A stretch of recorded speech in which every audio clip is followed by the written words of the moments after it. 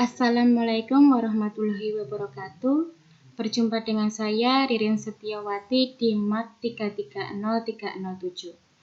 Pada video kali ini saya akan membahas terkait pengantar persamaan diferensial.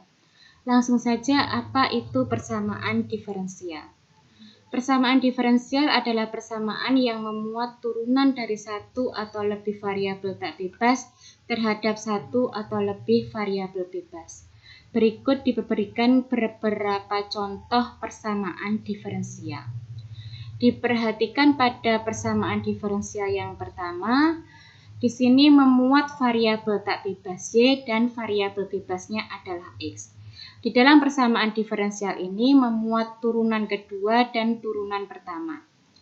Sedangkan di persamaan kedua, variabel tak bebasnya adalah X dan variabel bebasnya adalah T. Di mana pada persamaan diferensial yang kedua ini memuat turunan keempat dari variabel tak bebas X terhadap T dan memuat turunan kedua variabel tak bebas X terhadap variabel bebas T. Sedangkan di dalam persamaan diferensial yang ketiga, di sini memuat turunan kedua dari variabel tak bebas U terhadap variabel bebas X, Y, dan Z. Sedangkan pada persamaan diferensial yang keempat, di sini variabel tak bebasnya adalah V, sedangkan variabel bebasnya adalah S dan T. Di mana di dalam persamaan diferensial yang keempat di sini memuat turunan dari satu variabel tak bebas V terhadap variabel bebas S dan T. Sedangkan pada persamaan yang kelima, yaitu variabel tak bebasnya adalah Y, variabel bebasnya adalah X. Dan di dalam persamaan diferensial ini memuat turunan kedua variabel tak bebas Y terhadap X dan memuat turunan pertama dari variabel tak bebas Y terhadap variabel bebas X. Berdasarkan variabel bebasnya, persamaan diferensial dikategorikan menjadi dua jenis. Yang pertama adalah persamaan diferensial biasa. Persamaan diferensial biasa adalah persamaan diferensial yang memuat turunan dari satu atau lebih variabel tak bebas terhadap satu variabel bebas. Pada contoh sebelumnya dapat kita lihat bahwa persamaan diferensial pada persamaan pertama, kedua, dan kelima itu merupakan persamaan diferensial biasa, di mana di dalam persamaan diferensial tersebut memuat satu variabel tak bebas terhadap satu variabel bebas.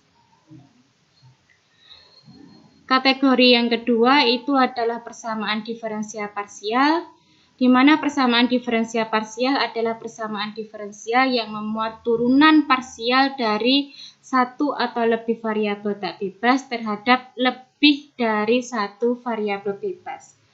Pada contoh sebelumnya dapat kita lihat bahwa persamaan 3 dan 4 itu merupakan persamaan diferensial parsial, di mana di dalam persamaan diferensial tersebut pada persamaan ketiga itu memuat satu variabel tak bebas dan memuat 3 variabel bebas. Di dalam persamaan ini memuat turunan kedua dari variabel tak bebas U terhadap variabel bebas X, Y, dan Z. Sedangkan pada persamaan yang keempat, di sini memuat turunan parsial dari satu variabel tak bebas terhadap variabel bebas S dan variabel bebas T. Selanjutnya terkait dengan orde persamaan diferensial. Apa itu orde persamaan diferensial? Orde persamaan diferensial adalah orde dari turunan tertinggi dari suatu persamaan diferensial. Jadi untuk melihat orde dari persamaan diferensial, yang kita lihat adalah turunan tertingginya.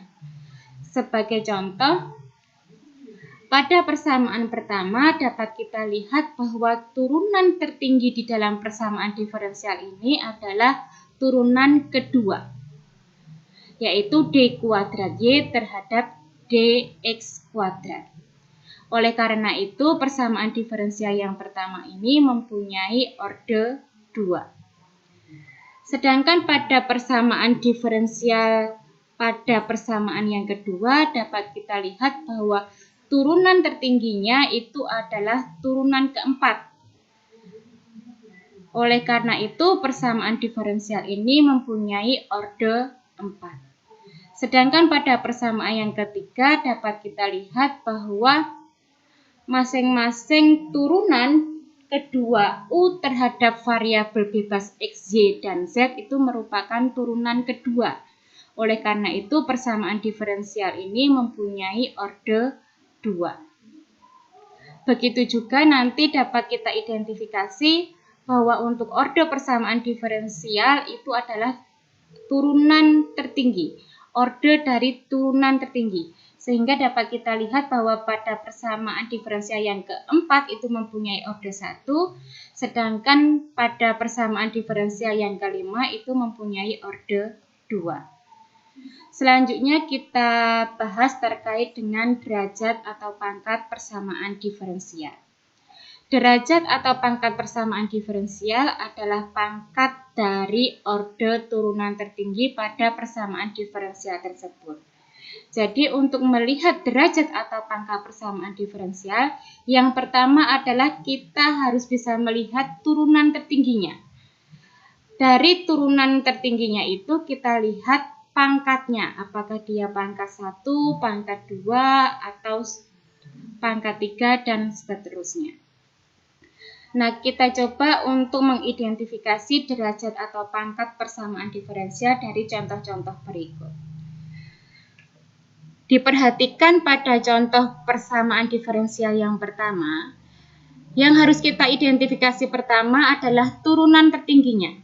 Nah, di sini dapat kita lihat bahwa turunan tertingginya itu adalah turunan kedua, yaitu d kuadrat y per dx kuadrat. Nah, dapat kita lihat bahwa pada turunan tertinggi ini, dia pangkatnya itu adalah 1. Oleh karena itu, persamaan diferensial yang pertama ini mempunyai derajat 1 atau pangkat 1.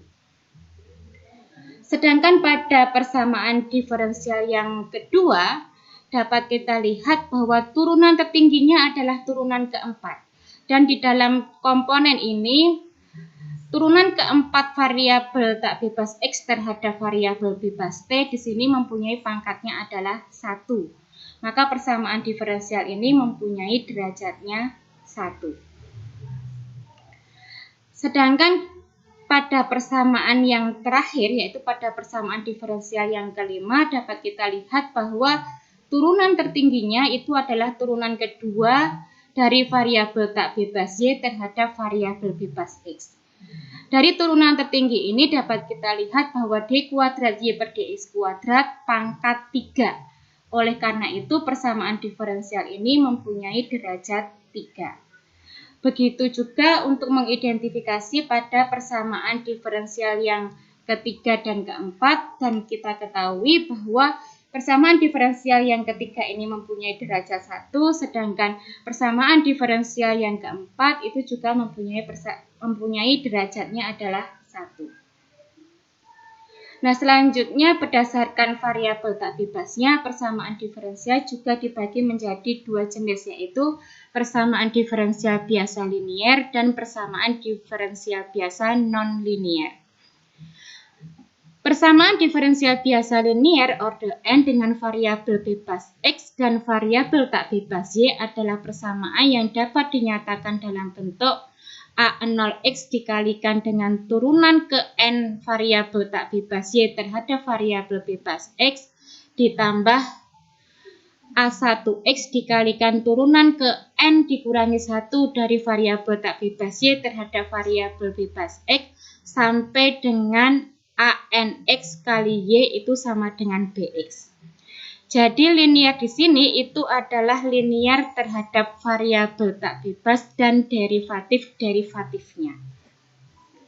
Dari definisi ini dapat kita jabarkan bahwa persamaan diferensial dikatakan linier jika memenuhi syarat sebagai berikut. Yang pertama, variabel dependen Y dan turunannya muncul dalam derajat 1. Yang kedua, tidak ada perkalian antara variabel dependen Y dan atau turunannya. Dan yang ketiga adalah tidak ada fungsi transenden dari variabel dependen Y dan atau turunannya. Nah, contoh dari persamaan diferensial biasa linier ini dapat dilihat pada contoh berikut. Pada persamaan diferensial biasa yang pertama dapat kita lihat bahwa x kuadrat d kuadrat y per dx kuadrat. X kuadrat itu merupakan variabel bebas, d kuadrat y per dx kuadrat adalah turunan kedua. Sehingga di sini tidak ada perkalian antara variabel dependen y dan atau turunannya. Begitu juga untuk x dy per dx. Kemudian dapat dilihat juga bahwa di sini y di sini mempunyai derajatnya adalah 1. Maka Ketiga syarat di sini dipenuhi bahwa persamaan diferensial yang pertama ini merupakan persamaan diferensial biasa linier. Nah, pada contoh kedua juga dapat kita lihat bahwa ketiga syarat di mana persamaan diferensial tersebut dikatakan linier ini dipenuhi.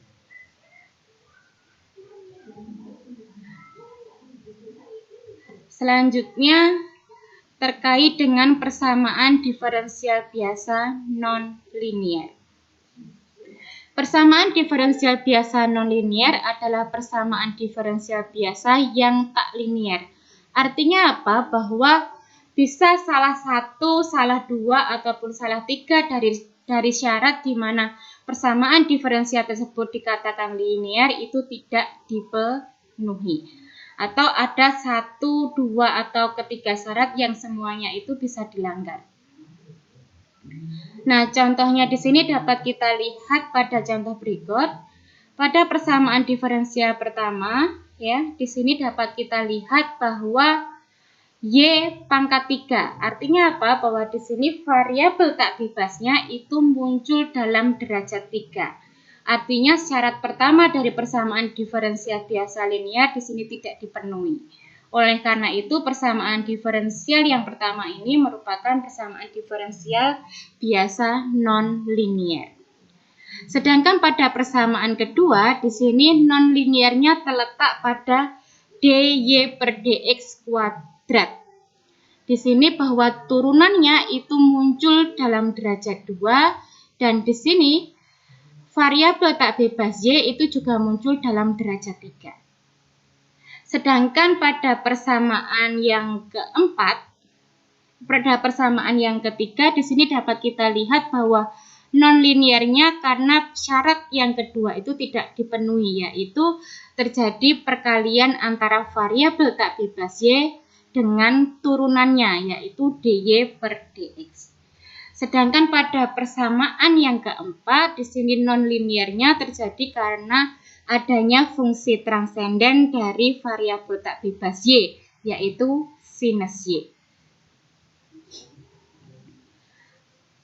Nah, setelah kita dapat mengidentifikasi suatu persamaan diferensial dengan berbagai cara, teori dan metode persamaan diferensial dapat diterapkan dalam berbagai masalah yang dihadapi di berbagai cabang sains dan teknik seperti yang pertama, masalah penentuan gerak proyektil roket, satelit, ataupun planet. Contoh yang kedua adalah masalah penentuan muatan atau arus pada rangkaian listrik. Yang ketiga adalah masalah konduksi panas pada batang atau suatu lempengan. Yang keempat adalah masalah menentukan getaran kawat ataupun selaput. Yang kelima adalah studi tentang tingkat dekomposisi zat radioaktif atau laju pertumbuhan suatu populasi. Yang keenam adalah studi tentang reaksi bahan kimia. Dan masih banyak lagi masalah-masalah yang dapat dimodelkan dalam bentuk persamaan diferensial. Begitu juga persamaan diferensial itu juga bisa diterapkan pada masalah penentuan kurva yang memiliki sifat geometris tertentu. Selanjutnya di sini diberikan latihan. Silahkan nanti mahasiswa mengerjakan latihan ini, di mana di dalam latihan ini terdapat 10 soal. Silahkan untuk diidentifikasi dari 10 soal ini, apakah persamaan diferensial tersebut merupakan persamaan diferensial biasa atau parsial, persamaan diferensial linier atau non-linier, dan tentukan juga order serta derajat dari persamaan diferensial yang disajikan dalam latihan ini. Untuk pembahasan terkait latihan ini akan kita bahas pada video berikutnya.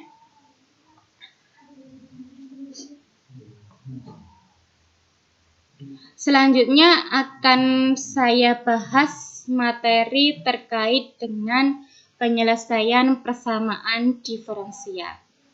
Di sini diberikan definisi. Misal persamaan diferensial order n itu disajikan dalam bentuk persamaan 6, yaitu f, di mana f di sini adalah merupakan fungsi dari turunan ke n y terhadap x, turunan ke n dikurangi 1 variabel tak bebas y terhadap variabel bebas x, sampai dengan dy per dx, y, x itu sama dengan 0. Yang pertama, misal f adalah fungsi x bernilai real pada interval i dan mempunyai turunan sampai order n pada interval i. Fungsi f disebut penyelesaian atau solusi eksplisit dari persamaan diferensial 6 jika f memenuhi persamaan f besar yang merupakan fungsi dari fnx, fn dikurangi 1x, sampai dengan turunan pertama f terhadap x, x sama dengan 0 untuk setiap x anggota dari i. Yang kedua, fungsi implisit g, x, y sama dengan 0 disebut penyelesaian atau solusi implisit persamaan diferensial 6 apabila fungsi g dapat mendefinisikan penyelesaian eksplisit persamaan diferensial 6.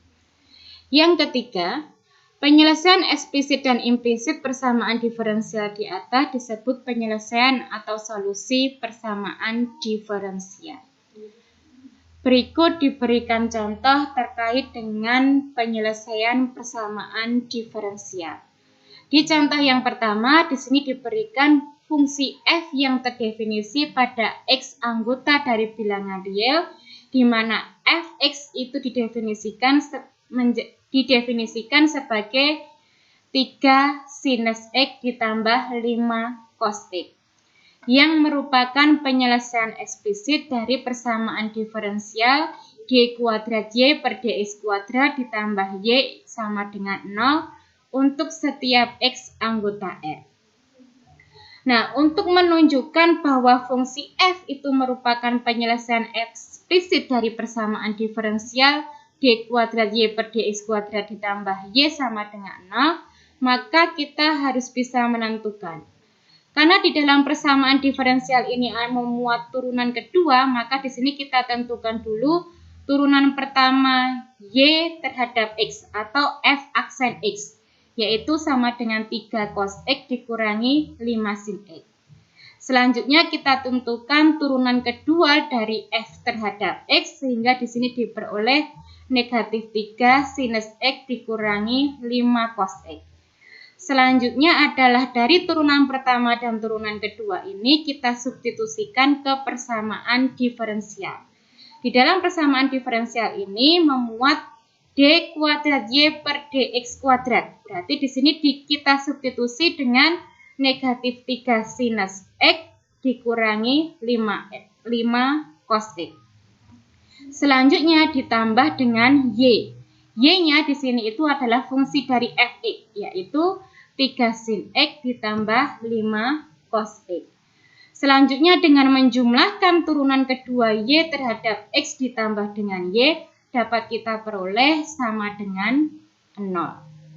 Oleh karena itu, dapat kita simpulkan bahwa fx sama dengan 3 sinus x ditambah 5 cos x itu merupakan penyelesaian eksplisit dari persamaan diferensial d kuadrat y per dx kuadrat ditambah y sama dengan 0. Berlanjut ke contoh yang kedua, Di sini diberikan fungsi implisit yang berbentuk X kuadrat ditambah Y kuadrat dikurangi 25 sama dengan 0 merupakan solusi implisit persamaan diferensial X ditambah Y dy per dx sama dengan 0 pada interval X anggota dari interval terbuka dari negatif 5 sampai dengan 5. Nah, fungsi implisit 7 yaitu yang bentuknya X kuadrat ditambah Y kuadrat dikurangi 25 sama dengan 0 dapat kita definisikan ke dalam dua fungsi eksplisit yaitu F1 dan F2 sebagai berikut. Dengan F1X-nya itu sama dengan akar dari 25 dikurangi X kuadrat, sedangkan untuk F2X-nya sama dengan negatif akar dari 25 dikurangi X kuadrat pada interval X anggota dari interval terbuka negatif 5 sampai dengan 5. Yang pertama, karena F1X itu sama dengan akar dari 25 dikurangi X kuadrat, maka di sini kita peroleh turunan pertama F1X terhadap X sama dengan negatif dari X per akar dari 25 dikurangi X kuadrat. Selanjutnya, dengan mensubstitusikan turunan pertama dari F1X terhadap X tadi ke persamaan 8, di mana persamaan 8 itu merupakan persamaan dari diferensialnya yang berbentuk X ditambah dy per dx. Setelah kita substitusi, di sini kita peroleh X ditambah dengan Y-nya adalah akar dari 25 dikurangi X kuadrat dikalikan dengan dy per dx. dy per dx-nya di sini adalah negatif X per akar dari 25 dikurangi X kuadrat. Dari bentuk ini maka kita peroleh X dikurangi X itu sama dengan 0. Nah, dengan hal yang sama dapat kita lakukan untuk fungsi F2. Sekarang dipandang bahwa persamaan 7 tadi berbentuk X kuadrat ditambah Y kuadrat dikurangi 25. Selanjutnya kita turunkan terhadap X. Nah, di dalam menurunkan ini kalian harus ingat bagaimana menurunkan suatu fungsi implisit terhadap variabel bebasnya. Maka dari persamaan 7 yaitu yang berbentuk X kuadrat ditambah Y kuadrat dikurangi 25 sama dengan 0 dapat kita peroleh turunan implisitnya adalah 2X ditambah 2Y dikalikan dy per dx sama dengan 0. Sehingga dapat kita peroleh bahwa dy per dx itu sama dengan negatif X per Y. Selanjutnya persamaan ini disubstitusikan ke persamaan 8 sehingga kita peroleh identitas formal di mana X ditambah Y dikalikan dy per dx dengan dy per dx-nya disubstitusi dengan negatif X per Y. Sehingga di sini kita peroleh X dikurangi X sama dengan 0. Jadi fungsi implisit X kuadrat ditambah Y kuadrat dikurangi 25 sama dengan 0 merupakan penyelesaian implisit persamaan diferensial X ditambah Y dikalikan dy per dx sama dengan 0. Selanjutnya untuk memahami terkait dengan penyelesaian persamaan diferensial diharapkan mahasiswa dapat mengerjakan latihan soal yang kedua ini. Di dalam latihan soal yang kedua ini terdapat 3 kasus. Untuk kasus yang pertama adalah menunjukkan suatu fungsi f yang merupakan penyelesaian eksplisit dari persamaan diferensial. Yang kedua adalah menunjukkan bahwa suatu fungsi implisit itu merupakan penyelesaian implisit dari persamaan diferensial. Di mana keduanya sudah kita berikan contoh sebelumnya. Sekarang mahasiswa tinggal mengerjakan untuk memahami. Kemudian di sini diberikan latihan soal yang ketiga dan diharapkan mahasiswa juga dapat mengerjakan soal latihan ini. Adapun pembahasan untuk latihan soal yang kedua ini nanti akan kita sajikan dalam video berikutnya yang akan kita satukan dengan pembahasan latihan soal yang pertama. Demikian untuk video kali ini, semoga bisa membantu mahasiswa dalam perkuliahan persamaan diferensial biasa.